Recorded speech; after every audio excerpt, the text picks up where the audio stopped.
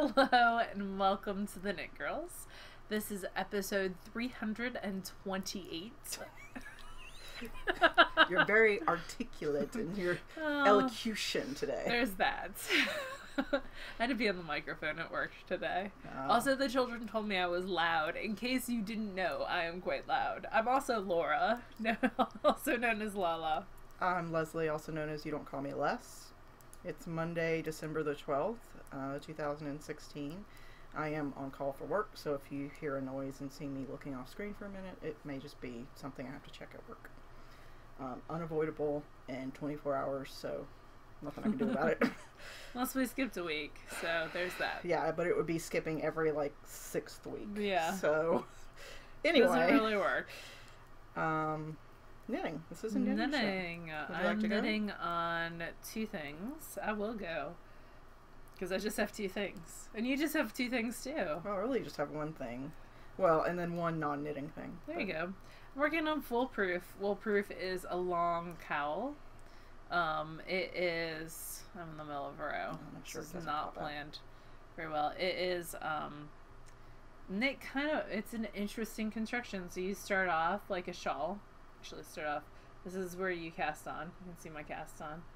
And then you work your way out like any triangle shawl. And then you just start going on the bias one direction. And then your other somehow something is going to happen. It's going to be magical. I have a 12-inch circular that I'm using as a holder because it was beside me from knitting a baby hat. And I'm very fancy. And I am knitting it out of some hand spun. This is hand spun that I spun from a Joanna Springbat Knit Spin Farm. And some gray merino that I applied it with. So I've been wanting to knit this pattern for forever, and I don't spin, a lot of the people that I love to follow who have knit this, like Hello Yarn Adrian.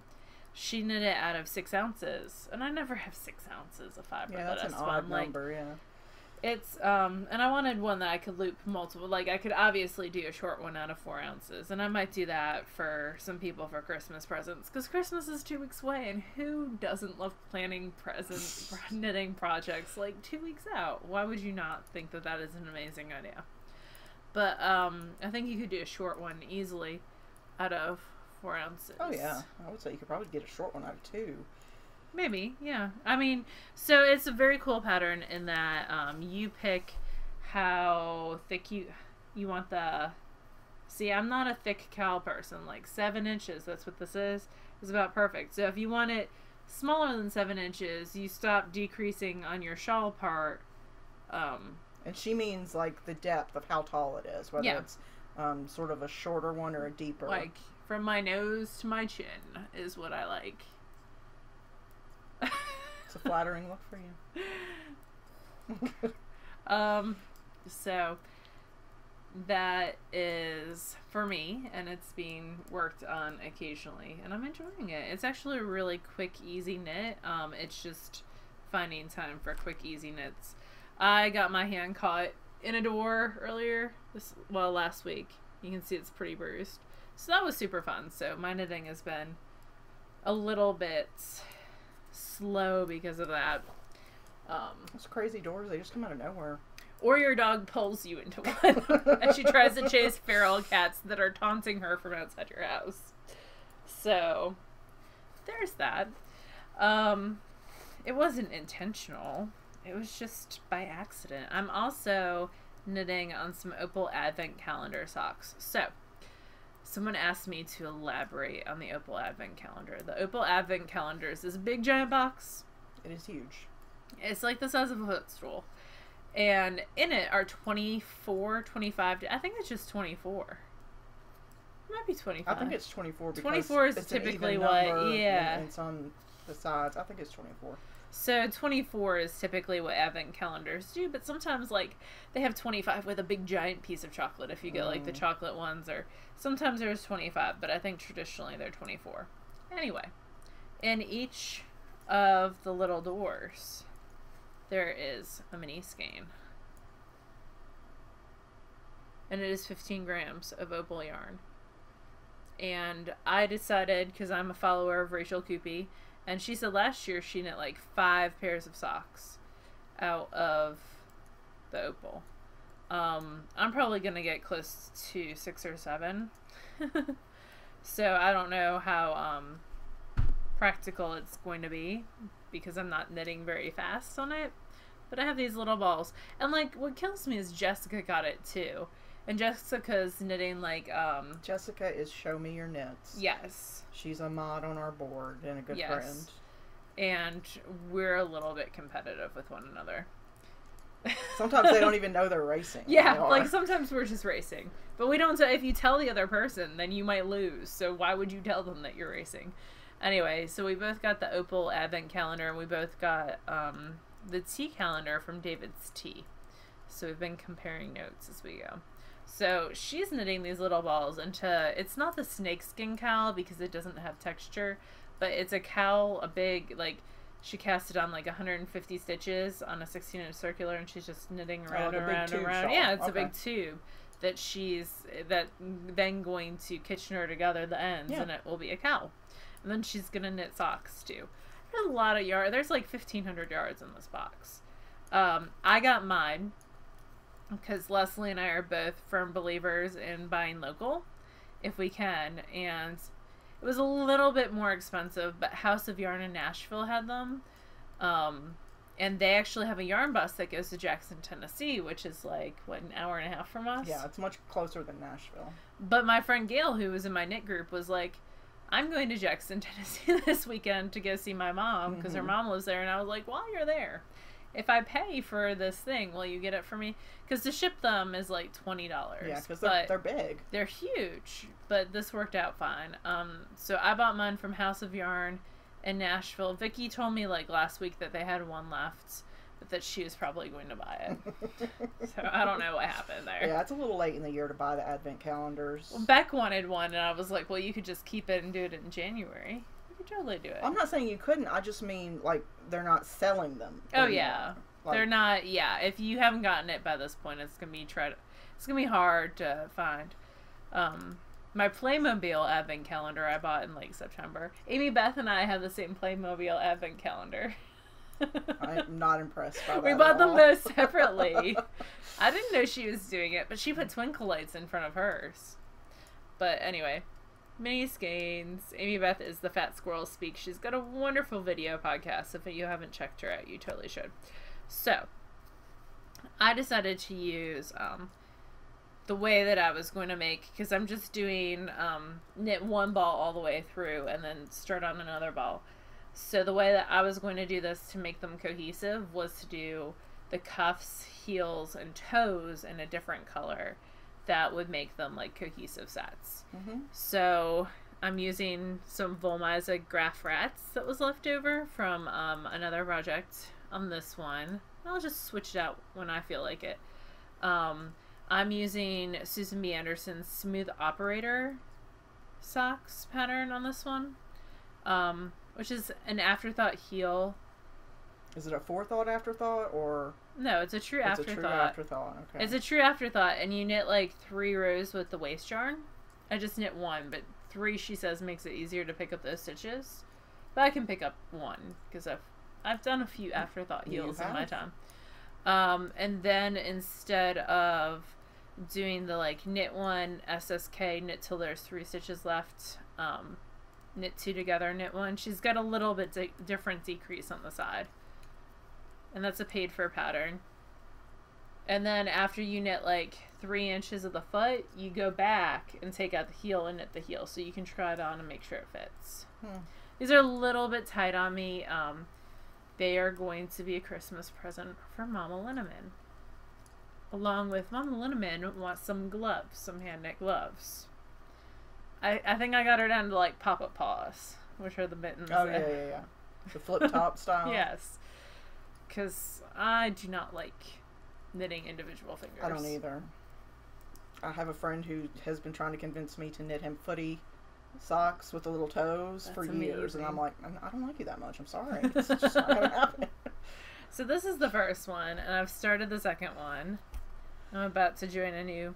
I'm also knitting these on 9-inch circulars, which is what's causing a little bit of the not going as fast as I'm used to. And the tension difference. Yes. Oh, yeah, they're way tighter. So these are going to be the only ones that I knit, I think, on 9-inch circulars.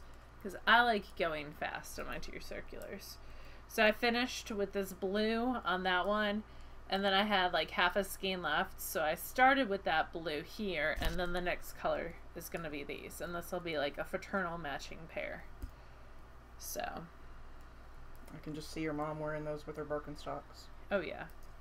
And this, actually, the blue is tighter. See, same stitch count. I'm getting even tighter with the little circulars. But on the plus side, if you use those, you don't have to go down to double zeros. Yeah, that's true. Because these are just 0 Chaggy sharps. 8-inch. 8-inch, I think. Maybe 9-inch.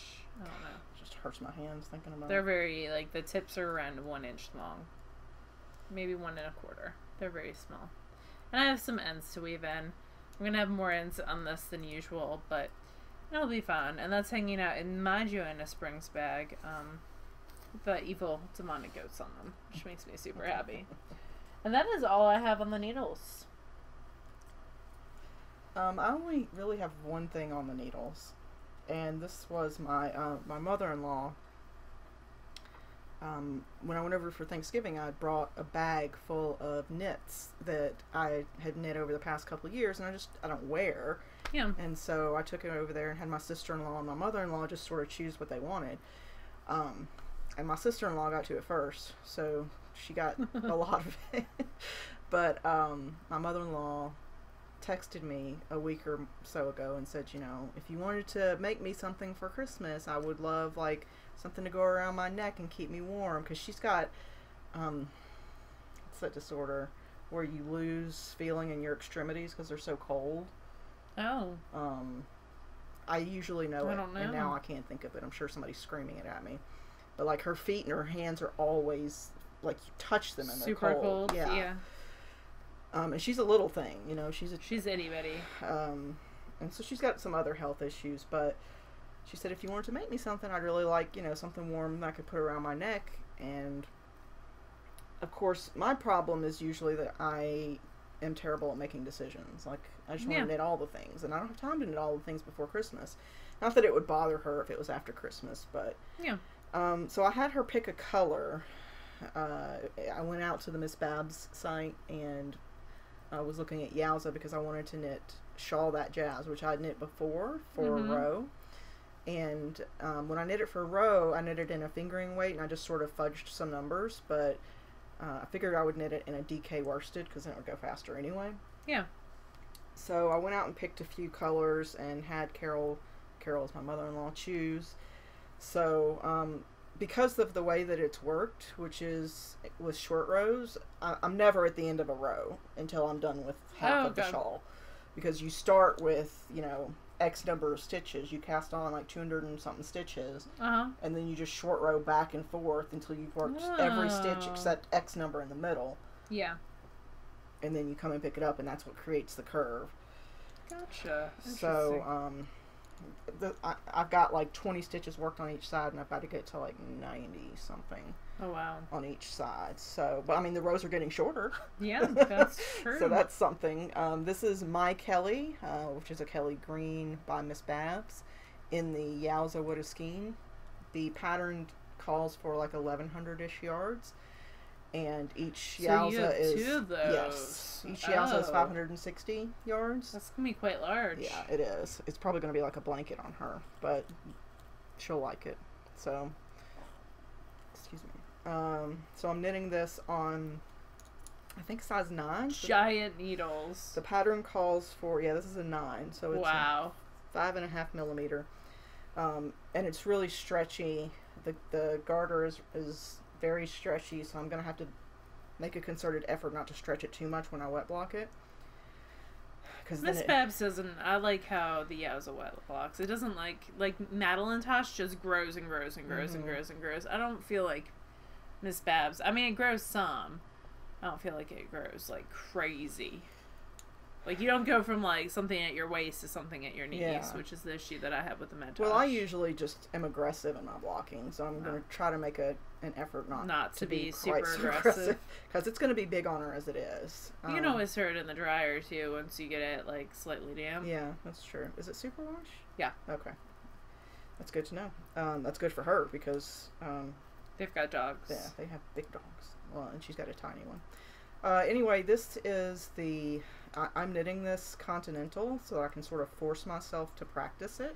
Yeah, so how's that going? You're taking that Craftsy class that Right. went down to like $10 this week. It was one of did their it? sale, yeah. By Laura Lee Beltman. And I wanted to thank the people who posted last week because I was really trying to follow her hand placement exactly. And it was sort of forcing my middle finger to stay right here on the needle, like right, sort of a pinching motion with my thumb and my forefinger. And once people posted in the group that that's not how they hold it, like they basically hold it like this, like you do with your right hand. So like this, so that your middle finger is down sort of behind rather than up here on the needle. Once I tried that, it worked a lot faster for me. So now I'm getting better at picking. It's still not as fast as I was at as I was at throwing. But after a couple of hours of really weird muscle feelings, it's better. Good. It did take some time to get used to. I'm sure. But for sure. I actually like the Continental Pearl more than I like the English Pearl now. Really? I cannot Continental Pearl correctly. Well, Eloise taught me how, but I'm still not quite as good as I should be. I don't know the different, like, schools of thought on it, but the way Laura Lee teaches it, it's like a scissor motion, and it just clicked. It was really helpful to me. So, I don't know if it's making me faster yet. Definitely not yet, but yeah, we'll see for the future. Yeah, definitely. It's good to know different ways of doing things. Oh, I do have another work in progress, but it is not knitting, but I'll show you real quick. Yeah. This is my very fancy Ziploc holder for my embroidery. I think that's fabulous. It's because I've got all these little bobbins of thread, and they make a mess, so I try to keep them contained. I guess I can take this out of the hoop. I finished... I like that hoop thing. I do too. This is one that Suze mentioned to me. Suze is, well, Aunt Suze was who she used to be. She's not on Rav or Instagram anymore, but this one is like a spring-loaded tension with this plastic but it fits into ring. Yeah, and so you put the fabric in between, and then you just sort of squeeze this in, and it holds it with tension. She actually hated hers, but they were pretty cheap on Amazon, like $5. Yeah. So I bought one to try, and I actually like it. It's a lot easier to reset where you are than the two hoop combination thing, but it doesn't hold it quite as firm. Excuse me, I'm the yawn, so I've not had caffeine today. Oh, really? I'm just a boring person. Well, there's that too, but I so also haven't had caffeine. I finished this half of it. I added in the French knots and some straight stitch and some satin stitch with this flower. I did some absolutely beautiful French knots here. I did learn the bullion knot, which I'm not a huge fan of. It's a little weird to work, and they look like little maggots to me. Yeah, they do. The little bullion They knots. totally look like little maggots. That's super gross. So half of it is finished, and then I've got to finish the other half. I'm going to work on it this week. I like your lazy daisies a lot. Yeah. The hardest part for me is picking the colors, because I don't have a full palette. Although I have learned that I want to get some pearl cotton, some thin pearl cotton for embroidery, because it's a little less fussy than multiple threads. I feel like Lippy, you might... DMC. They do, but it's not cheap. Yeah. Like, because I looked, because they just got a shipment of like the color palettes where there's like 10 in a box, and it's like $70. It's pricey. For 10 different colors, it'd be $7 a color. Yeah.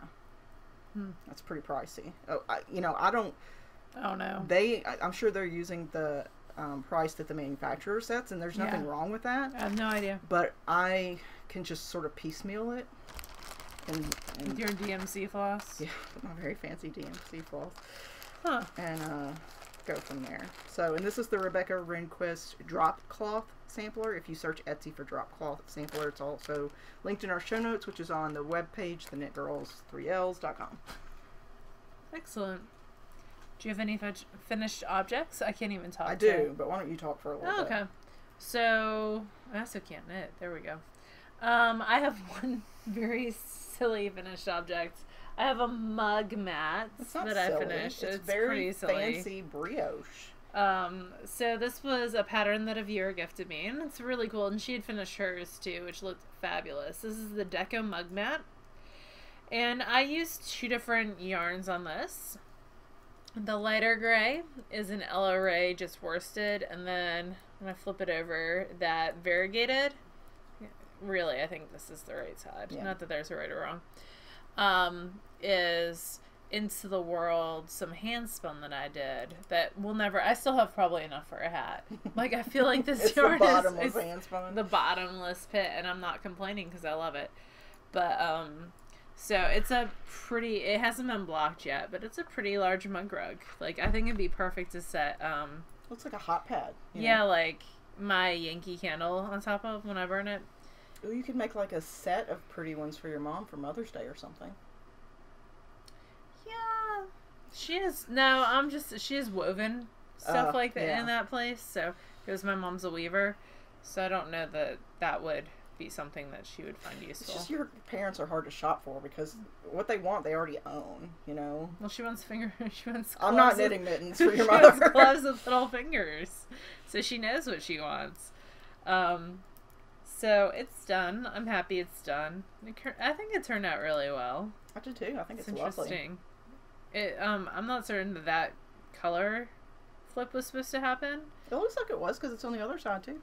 Yeah, like I followed the pattern, but it was interesting. So cool. I'm gonna start a brioche hat. I think next, a 2-color brioche hat.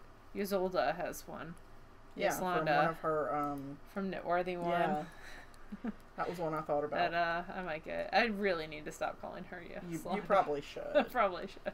Because once she figures out that we're people and that we say her name on the show, she's probably going to be like, that's not funny, yo. Even though we say it in love. We're not mocking her. No, I mess things up all the time. We're mocking Laura. Yeah, we are mocking me. We're mocking my brain and how it cannot remember names correctly. Anyway.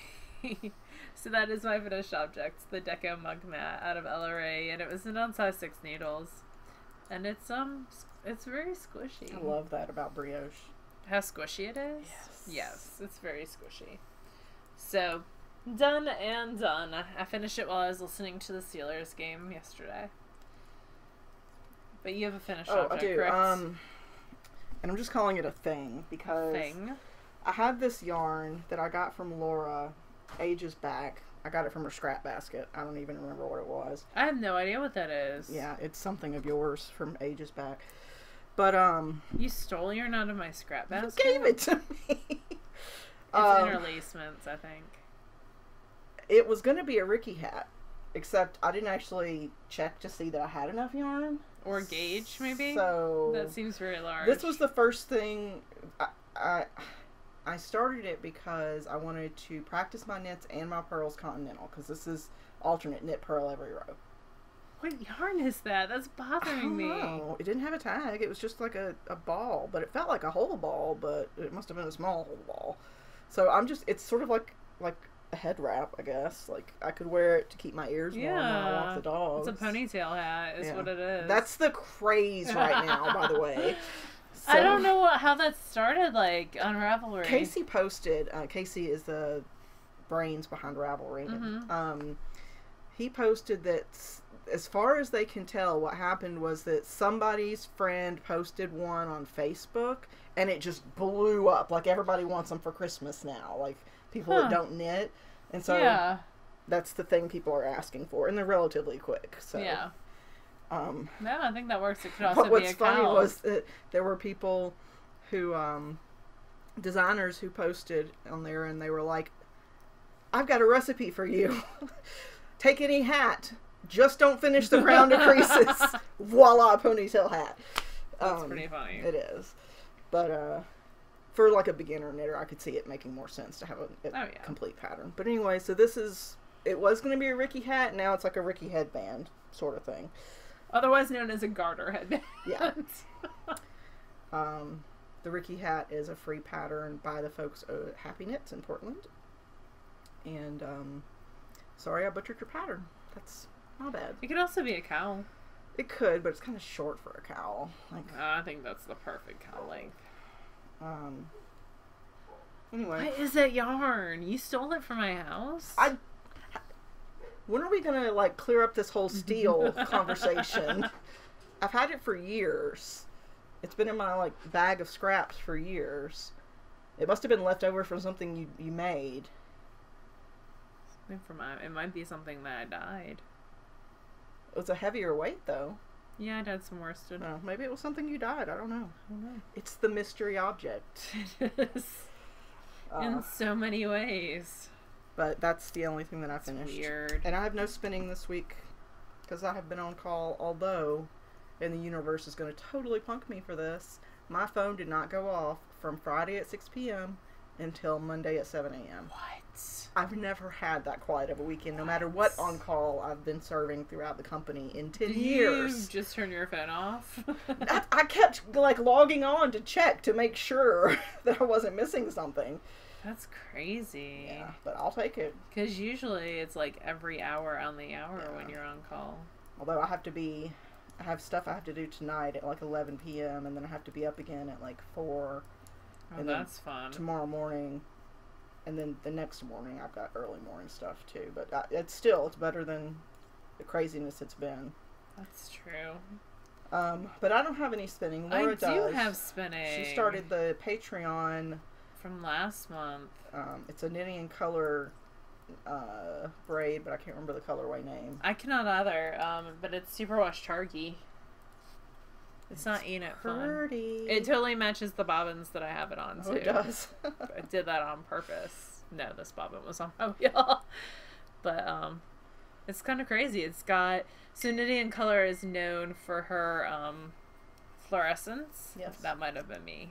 That totally was me. Usually my phone's on silent. I don't know what's happening today. So she's known for her fluorescence in black, and this is a superwash Targi. I've never spun superwash Targi before, I don't feel like. I know I haven't. I've spun Targi, but not superwash.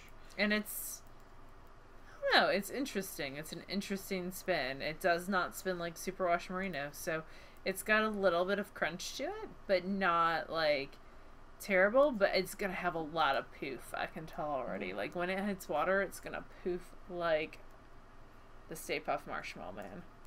So that's exciting. So the first half is done. I love Acreworks because you can see through the ends of the bobbins too, which is super fun. But yeah, so one half is done, and the plan is to get the other half done this week. So, and I just split the braid directly in half, and I'm going to just spin off of it. Did you split it vertically or horizontally? Vertically. I folded it in half to get the midpoint, and then went up and then down. Oh, okay. Like JC Boggs style? Yes, that is JC Boggs. That's how I learned that, was JC Boggs. So that is all that I'm spinning right now. I'm spinning it on the Ladybug on the larger whirl because I'm trying to put less twist in my stuff. I had a Ladybug repair that I had to do. So on the front of the Ladybug, underneath the treadles, there is a screw that holds the front beam, which includes the treadles, to the main middle beam. And mine had come loose. And I noticed that my wheel was shaking quite a bit more than usual. I looked down and there was like an inch gap there. And I was like, oh, that would be why. I'm going to turn off or mute my phone. So I had to grab a screwdriver and fix that. And while I was doing that, I had recently replaced the brake cord and there's just too much of it. Like, it was wrapping around too much. And so anytime that I went to wrap the fiber around, because that's where I wrap my fiber when I'm done with it spinning for a session. Like, if I'm taking a 10-minute break, then I wrap it around there so that all the twist doesn't run out. Well, every time I was, like, the whole break band was coming undone. Like, it's a violin peg, basically, that was coming out and unraveling. So what I did was I cut that down by, like, 6 inches. I took 6 inches off of it, and now it's perfect. I feel like I can do more minute adjustments with it. So that's good. Mine is an older ladybug, so the break band actually runs down the side. The newer ones, it's in the middle. Yeah, like for the sidekicks. It's the same basic. Yes. Yeah. It's the newer ladybugs are more like the sidekicks, basically. Yeah, you got it the first year they put them out. Yeah, I got one of the first 15. So, it's older. It's things that changed in the ladybug from the first one to the more recent ones. The style of the wheel actually changed. The original ladybugs had like ladybug wing looking excerpts out of the wheel. Yeah, they're like pedal. Yeah, sort of. and the new ones, it's like more straight lines. Oh, I don't think I've ever noticed that. And the color of the wheel changed a little bit. I don't know if it was like the dye that they used changed a little bit. The ladybug can do double drive, and the wheel that allows you to do that on mine is white, and it shows dirt a lot. On the new ones, it's black, which goes more with the aesthetic of the wheel. And then the Scotch tensioning is a little bit different. So it's one of those things when you buy it used to know a little bit, like they've made a little bit of adjustments since the original one. Yeah. All Shocked products have a birthday stamped on the back. Yep. And a serial number. And a serial number. So that tells you when exactly that wheel was made, which is always nice to know too. Yeah. It's also nice that they continue to improve existing products. Oh, yeah. Just come out with something new. And like on mine, it came with wooden bobbins, and now they come with plastic core, plastic sided bobbins. For a while, they were doing wood core and plastic sides, but they were having issues with production of the wood cores. The ones that they were getting made were sometimes they were having to throw out more than they thought was reasonable. Yeah. So they went to plastic core earlier this year. But yeah. And I did not pay. There was like they've been keeping the price pretty low by keeping like by switching the bobbins to plastic and stuff like that. But I think it's gone up probably around I paid like $550. I didn't pay. Mom paid $550. I was gonna say, I think it was between $550 and $600 when you bought yours. Yeah, and the Lazy Kate was extra, and I think now they're around $700. Yeah, which is still a very reasonable priced wheel. For a beginner wheel, it's a great wheel, for sure. For any wheel, it's a great any level spinner. It's a great wheel. I spin on my Ladybug lots, but it was my first wheel. I got it because my mom and father for graduation bought my sister a motorcycle. It was a guilt present. You know what I got for graduation? This sweatshirt. So actually the sweatshirt I got said graduate York College, Pennsylvania, or alumni York College. But it was this quality sweatshirt. It was, yeah, same bookstore. This is like my favorite sweatshirt in the world, and I've been, so part of the reason why I haven't gotten knitting done was my hand, but I have like 10 boxes still in my garage to go through from when I moved. So I've been going through. I got down and decreased by 2 this weekend. What'd you do with all the stuff? So a lot of it went in the trash. One of the boxes was my mom had saved.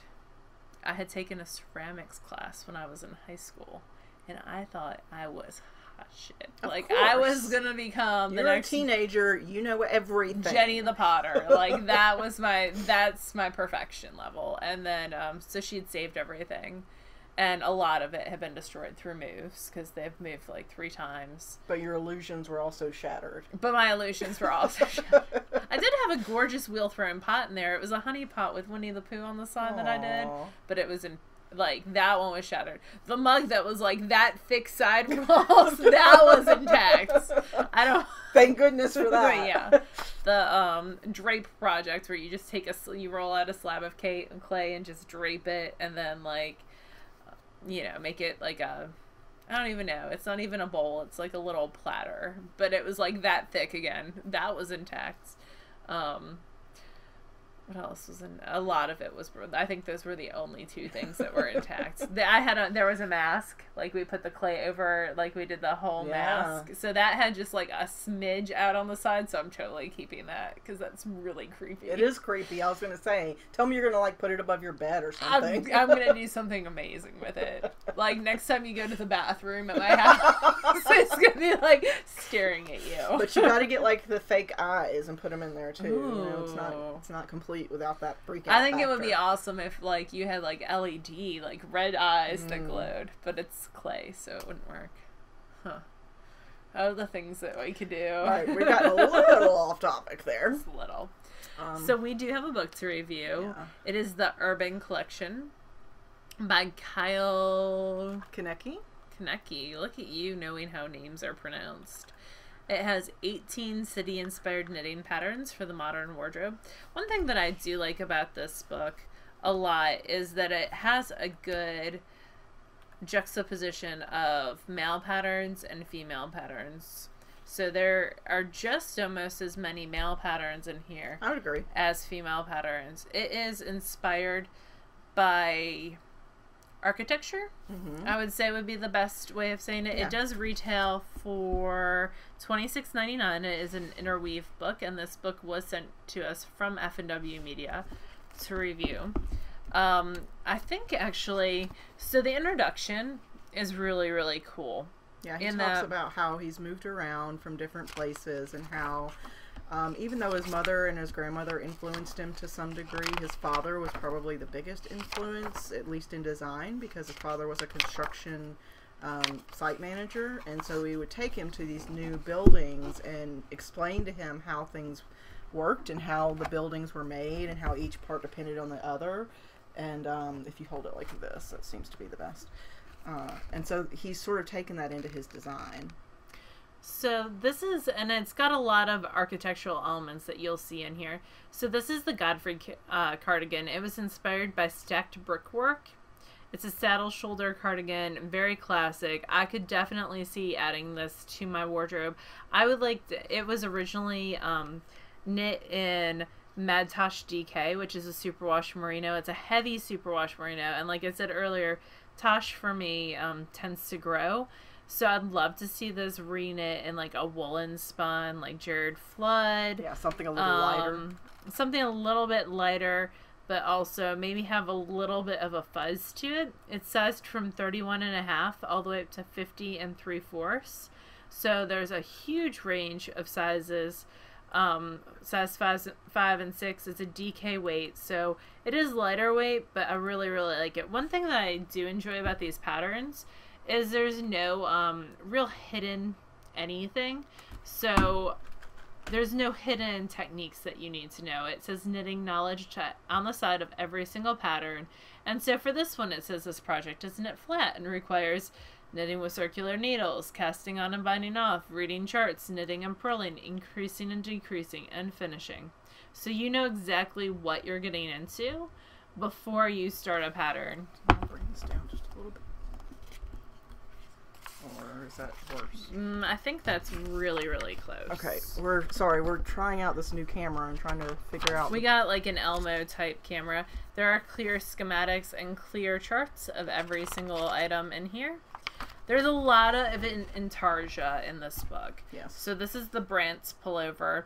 This is one of the male pieces. It's sized from 33 1/4 all the way up to 48 1/4. It uses Rowan felted tweed DK, another DK weight yarn. And this is all intarsia. Yeah, the front is. And then the back has more of a plain. Yeah, it's like a waffly texture on the sleeves and the back, so it gives you a little break from the. I would show you if I could. Yeah. There we go. So it's got a nice sort of a break on the back from the intarsia, if that's an issue for you. Yep. So that is, and there is a lot of intarsia in here. There's the Arabella pullover. It's probably my favorite piece in the book, because although it does have a lot of the sort of elements of construction and Art Deco and that sort of thing, it's something that I could see myself wearing on a daily or weekly basis, you know. And this is a lighter weight yarn. It's a size 30 up to 50 and a half fingering weight yarn. It uses an alpaca cashmere silk blend, so lots of drape on this for sure. It would be interesting to replace it with like a superwash merino and see how that changes elements. There's some oversized cardigans in here that are unisex. Again, some intarsia. There's a vest with lots and lots of cables. You can definitely see the architectural elements in that. It's a very structural, sort of impactful piece. Symmetry based. Lots of big charts. There is this one. This is the Savoy cardigan, and in the intro, he actually says, you know, this is, sometimes you have to rip out mistakes, because he had knit the whole entire back of this, and it started on the front, and things weren't lining up quite right. So he had to rip out in order to fix and make it more perfect. Interesting how deep the V is for me. And I think that would definitely, that would adjust based on your bust size. So because of if you're bustier, then it's not going to appear to be quite that deep, because your bust is going to bring it out a little bit.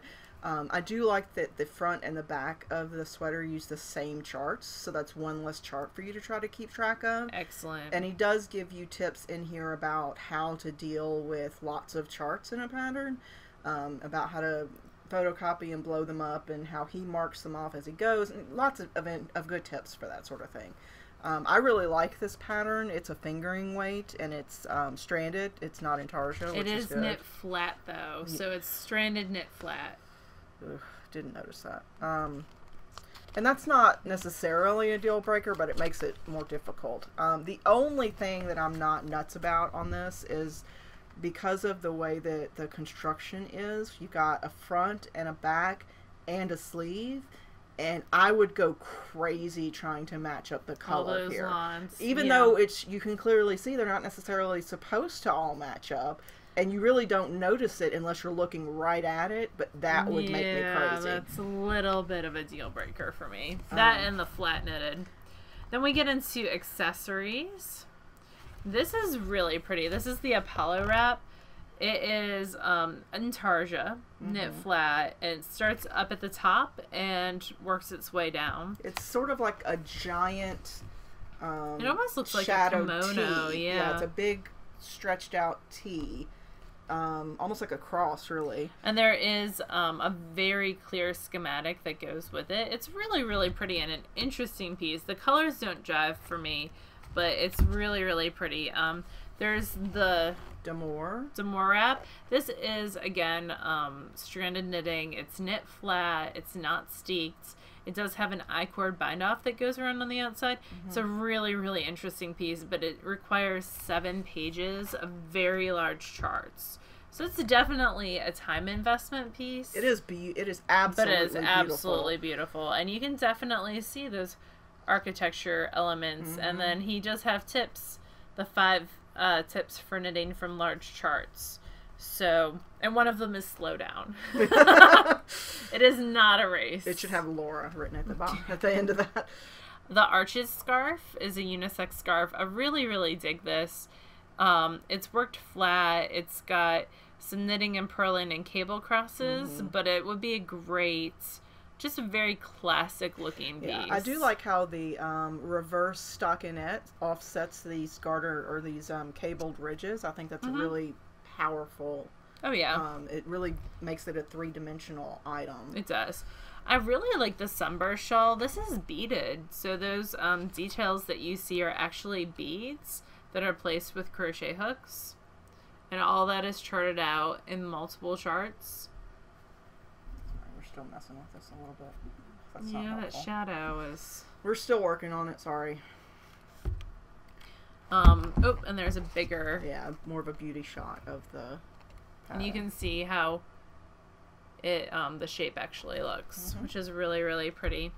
There's the Zephyr scarf, which requires both intarsia and stranded knitting, flat. But it's a pretty piece. And then there's souvenir shopping accessories. So perfect for those little reminders of your journey, those skeins that you buy on a trip that you want to, that are special in some way. So there's the town square hats. And this is actually 2 hats in the same pattern. The difference is the chart. So they look different, although the stitch counts and everything are the same. Yep. They just have a different color work pattern. Yep. So that's a really cool idea. Yeah. There's the Ritz cowl, which includes both stranded knitting and beads. So there's that little bling on the side of every, let me get a closer shot, on the side of every kind of arch. All these little, the sides of the... There's some beaded, and that has an applied I-cord as well. That's really pretty. There's some mittens. I like that Dorian cowl a lot. I think it'd be perfect for hand spun. It uses an Aran weight yarn, and it would be a quick last minute gift, which I am totally in the mood for right now. And I think it sits nicely. Like, it looks like it would stay in place well. Yep. There's a skyscraper hat. I wish this was a little bit longer. Yeah, a little deeper. Yeah, like, I would like to extend, just keep that ribbing line and longer, just extend that a little bit longer, and I think that would be really an effective use of that. Yeah, and it is one size. If there's a dimension listed anywhere, I don't see it. That doesn't surprise me. So it's 7 1/4 inches tall, which is pretty narrow. I think the hats that I typically knit for me are around 9 inches. Yeah. So that's a pretty narrow, like this way, it's pretty shallow. Short. Yeah, there you go, shallow. That is the word that I'm looking for. And we've got the Farmer's Market mitts, which are a nice, simple... textured knit purl combination. Yep, out of fingering weight. No fancy skills needed. And then in the back, he's got, some basic technique information, as well as shaping when it comes to color work, increases and decreases, how to seam vertically to horizontal knitting, which is a good little... Yeah, definitely. Piece there. Spit splicing. Yeah. And how to measure gauge.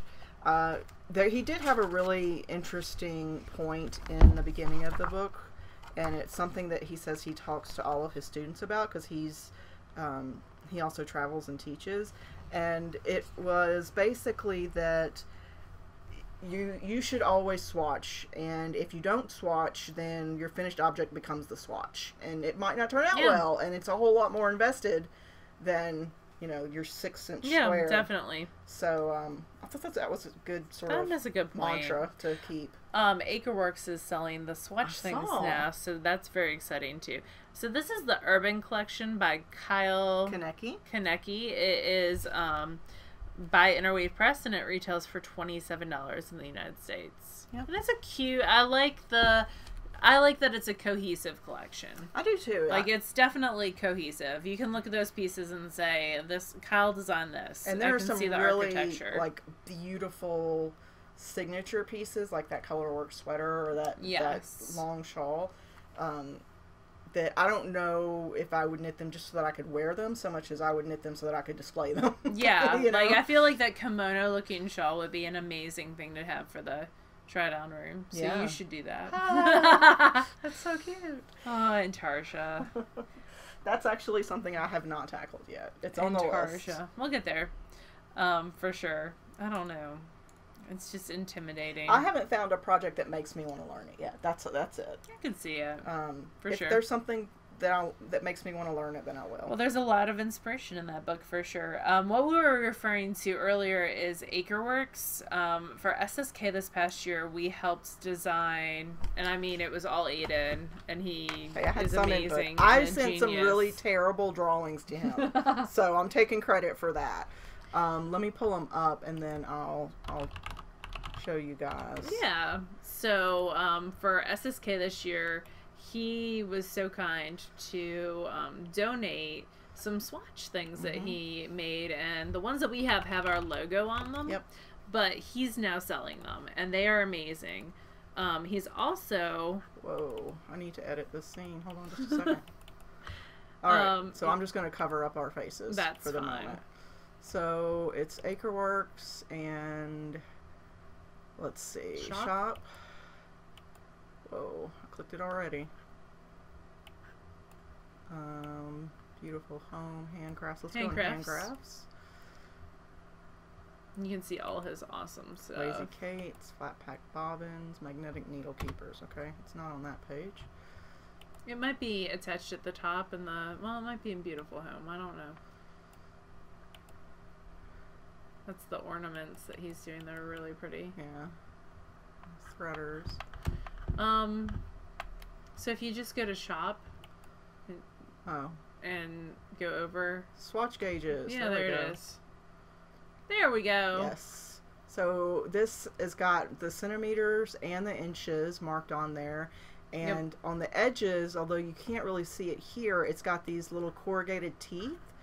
So it grabs onto your but it doesn't make it like, it doesn't force it out. It just holds it in place. So as you hold it, you can very clearly see this one row of stitches and focus only on that row when you're counting, and ditto for going left and right. Yep. This is rows, this is stitches per inch. I always forget which is which.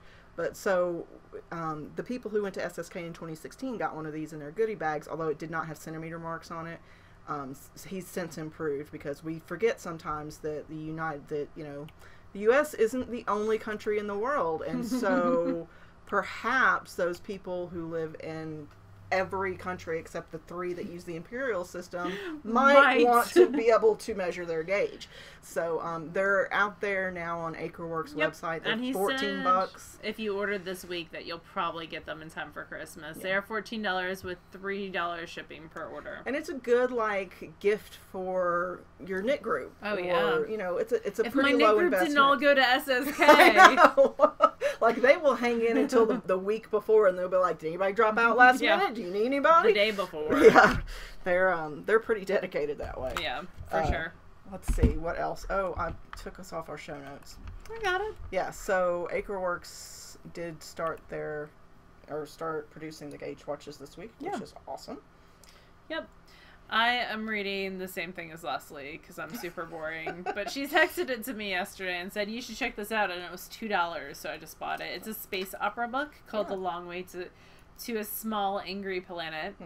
And she can talk more about that. And I'm also listening to Turbo 23 by Jenna Ivanovich because I need some Stephanie Plum, who never seems to develop as a character.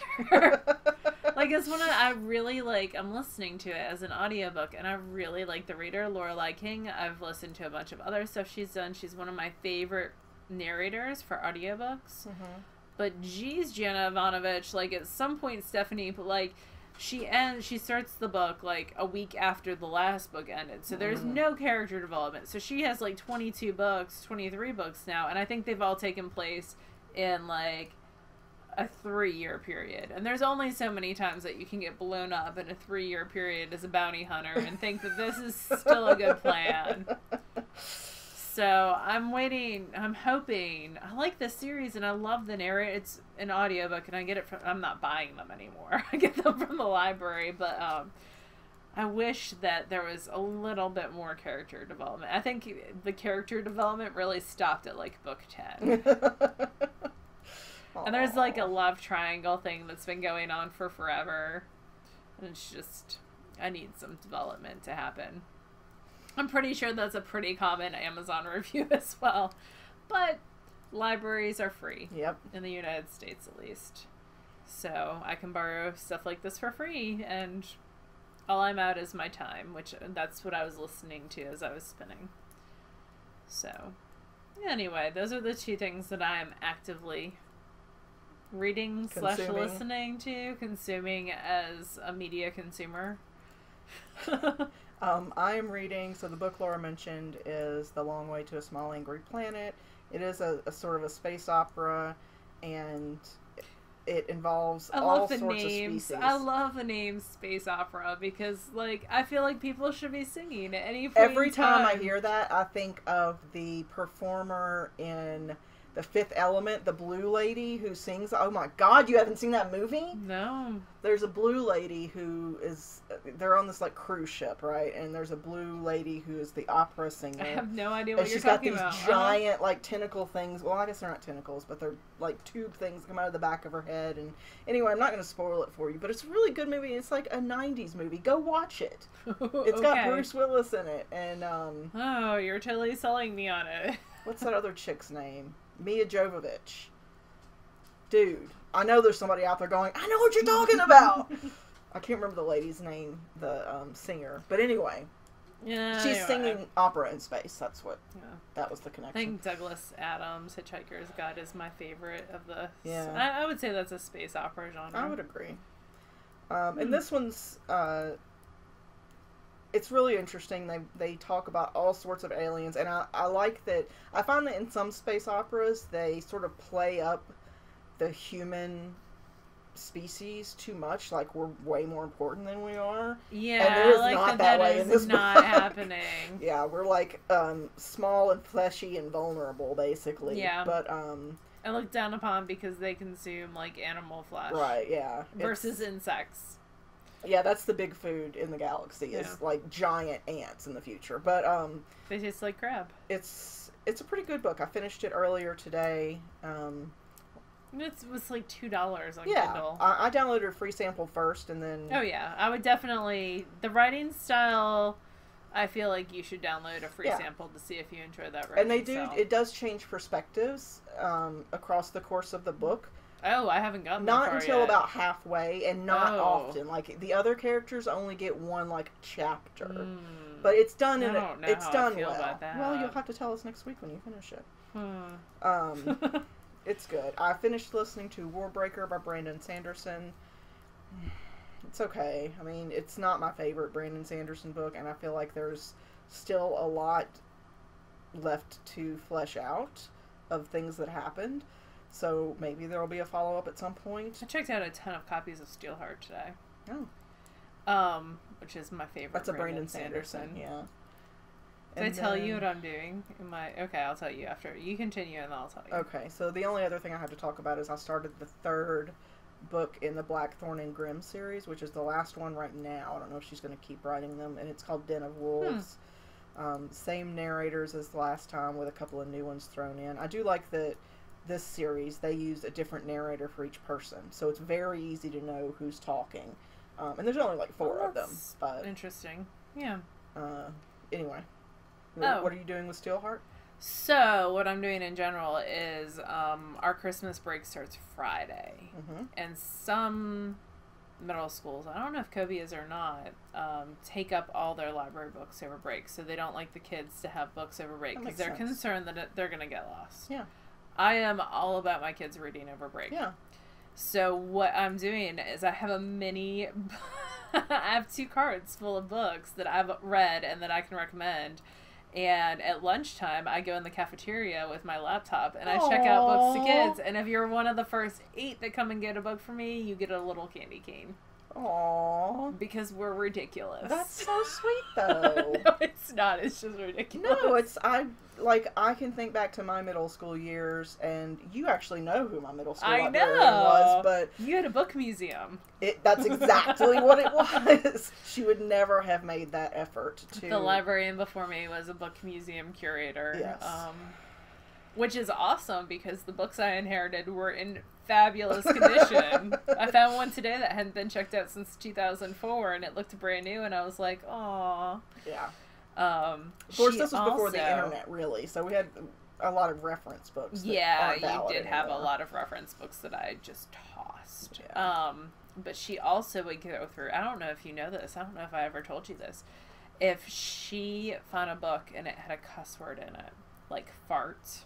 Oh, that's butts. A cuss word now. Yes. Okay. She would have Miss Patty Strodman, who doesn't work there anymore.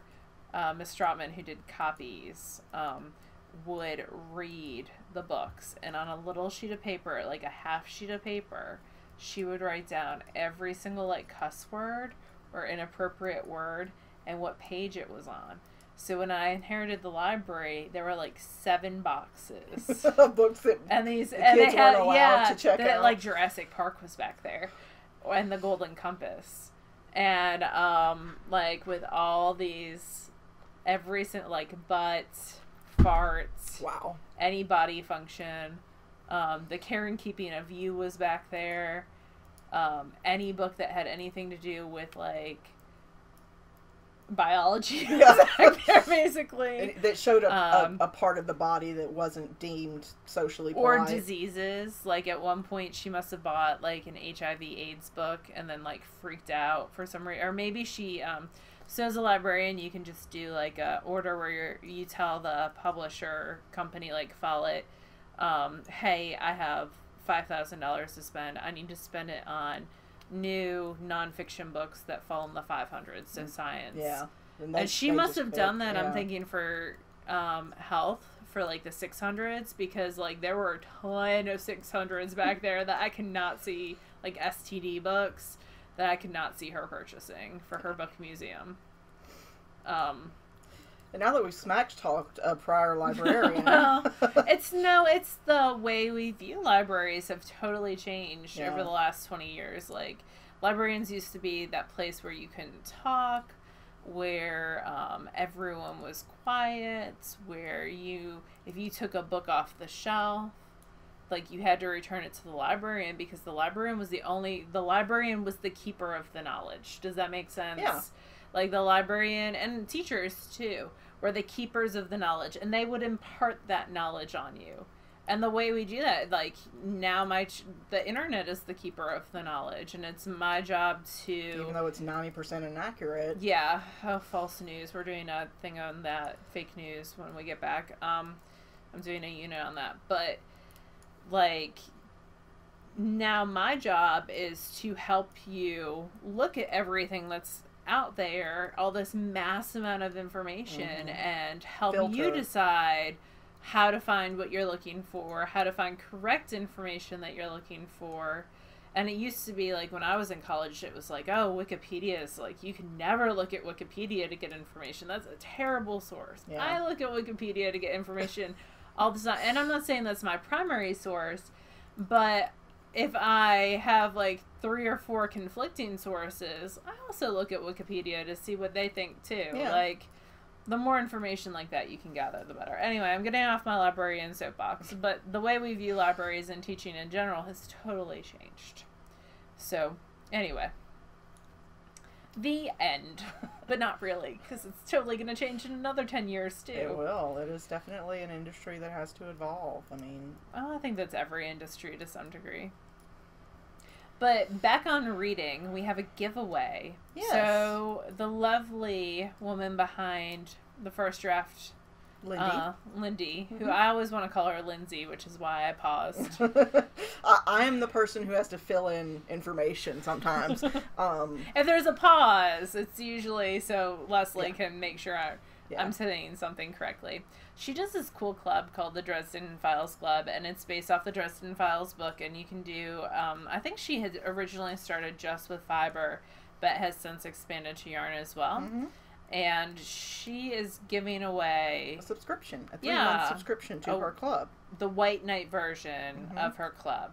So, we are going to give that away in Ravelry. Leslie's going to start a thread. Yes, and to enter the contest...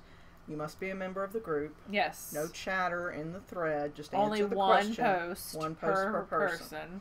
And the question that she wants you to answer is, what book series would you like to see clubs based on? Like, what is a book series that you think would translate well into yarn, or yarn and goodies, or fiber and goodies? Do you have one that you can think of? Oh my goodness. You've just been like waiting for forever? None that aren't male romances. I'm gonna get all blushy. Like, if the lightning struck hard, if like all 3 books in that series were out, that would do it for you. Yeah, I like almost broke something the other day because I went to Goodreads to rate The Lightning Struck Hard and saw that it was connected to other books in the series, and I was like, oh my god, there's more books. They're not out. They're not gonna be out for years. But I was like, damn it. let's see, what book series would I like to see something based off of? I mean, I think the Octavia, oh gosh, what's her last name? Butler? Yes, Butler, thank you. Mm-hmm. I think her books would be a cool one to do a series off of, although they are a little more, like, harder sci-fi than some of the stuff that's out there now, so I don't know how many people have read them enough to connect. I really like, there's oh gosh, Touch the Sky. Gosh, what is that book series? I'll have to look it up and post it in the show notes. But Cassandra something. I read it a while back, but it's a 3-part series, and I remember it most vividly because in one of the books, this girl gets stranded, and she has to find a way to keep warm, and she's somewhere where they have sheep, and so she chases around the sheep, and is trying to cut the wool off the sheep, like, you know, to get the fleece, and she can't figure out how to make it stick together, so she boils it and felts it into, like, this really weird blank. It's crazy. Anyway, so you probably have a straighter thought stream than I do. So you post your book series in the thread. Make it a series, though, not just a single book. Yeah, I think it needs to be a series. And it doesn't necessarily have to be science fiction. It could also be It can be anything. It can be romance. Or, it can be historical fiction. Yeah. So that'd be cool. Yeah. And she's also got 25% off everything in her shop with the code December until the end of the year. And it's the first draft on Etsy. Yep. And she's got great fiber. Mm-hmm. And she just started yarn this year, I think, or maybe the very end of last year. I got some tardy from her at SSK that I'm really looking forward to. She does some breed-specific stuff that's really interesting. Yeah, and really good solids and semi-solids as well. Yep. I think that's it, though. God, I feel like we've talked for a year. Our episodes have been kind of short lately, and this one's over an hour. Yeah, it happens sometimes. We will maybe next week talk about vendors for SSK. Yeah, we've gotten about half the contracts back, and then there might be some in the P.O. box. I haven't been there in a week. Oh, and the SSK group has become the TheKnitGirlls Retreat book or group. Book. Same thing. The Knit that like totally lost all like pizzazz. The TheKnitGirlls Retreat group. So if you are a member of SKP or if you are an SSK goer, we will have separate threads there. But rather than starting a bunch of separate groups every time we add a retreat, we decided to take a thought process from Paula of Knitting Pipeline, who's amazing. And if you don't listen to the Knitting Pipeline, totally should. And if you haven't been to one of her retreats, they're fabulous. I went to her March one year. I've heard nothing but fabulous things about her retreats. Oh, so. They're wonderful. I wish I could go to the main one. 1 year. Someday. So she does fabulous stuff. And so we totally stole the idea of just having one group from her. So there will be some stuff going on. I think I'm going to do with the Portland people, I think we're going to do a swap. So I'm going to get that organized maybe this week and get that up. And if anybody wants to help Laura, wants to volunteer to help Laura with the swap, because my condition was as long as I don't have to manage it. Yeah, Leslie doesn't like managing swaps. Nope. Which I totally understand. But I'll do like a, hey, you're going to SKP. I still do it the other way, SPK. I don't know why. SKP. Yes. Yeah. So, letters, numbers. So we will have some stuff going on there, and then SSK will have stuff going on, and it's going to be amazing. We're also going to have class signups for Portland soon, because we're like 3 months away, which is amazing. It's crazy and awesome. So exciting. I'm excited. That's going to be an awesome spring break, and Mom and Dad have already agreed to babysit Pearl. Oh. No takebacks. It's out there on the interwebs now. You can't change your mind. They are coming to visit her in Humberto. That's good. I'll get to see him for a minute before. Maybe. They might come like, if it's true to form, they'll come like, no, they have to because of the dog. I was gonna say with the cat, they'll like come 3 days after I leave. Then Pearl's not so cool with that. no, I mean she might be, but the house would be destroyed. Interesting to say the least, because there's no way. Anyway. Well, you guys have a lovely week, and we will talk to you again next week for the last time before Christmas. Yes, and then we're going to talk about Leslie and I are going to discuss recording over Christmas, because I'm going to Philadelphia. Yep. So we'll talk about that next week and what the schedule will be. Yep. And you guys have a great week. Bye, y'all. Bye, y'all.